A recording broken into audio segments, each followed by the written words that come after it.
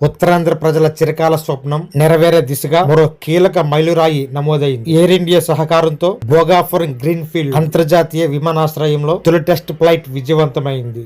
కేంద్ర విమానయాన శాఖ మంత్రి Kinjarapu Rammohan Naidu, Vizianagaram MP Kalisetti Appalanaidu, civil aviation GMR సంస్థ ప్రతినిధులు ఢిల్లీ నుంచి నేరుగా ఆదివారం ఉదయం 11 గంటలకు ఎయిర్ ఇండియా విమానం ద్వారా భోగాపురం ఎయిర్పోర్ట్ కు చేరుకున్నారు. ఈ సందర్భంగా కేంద్ర విమానయాన శాఖ మంత్రి కింజరాపు రామ్మోహన్ నాయుడు మాట్లాడుతూ అల్లూరి సీతారామరాజు అంతర్జాతీయ విమానాశ్రయంలో తొలి విమానం ల్యాండ్ కావడం ఉత్తరాంధ్ర చరిత్రలో చిరస్థాయిగా నిలిచిపోయే ఘట్టమని పేర్కొన్నారు. భోగాపురం అంతర్జాతీయ విమానాశ్రయానికి బీజం వేసింది దూరదృష్టి గల నాయకుడు ముఖ్యమంత్రి నారా చంద్రబాబు నాయుడును గుర్తు చేశారు. 2016లో అప్పటి కేంద్ర పౌర విమానయాన శాఖ మంత్రి పూసపాటి అశోక్ గజపతిరాజు కృషితో కేంద్ర ప్రభుత్వం నుంచి దీని ప్రిన్సిపల్ అప్రూవల్ లభించిందని తెలిపారు. ఈ ప్రాజెక్టు కోసం సహకరించి భూములు త్యాగం చేసిన రైతాంగానికి మంత్రి కృతజ్ఞతలు తెలియజేశారు.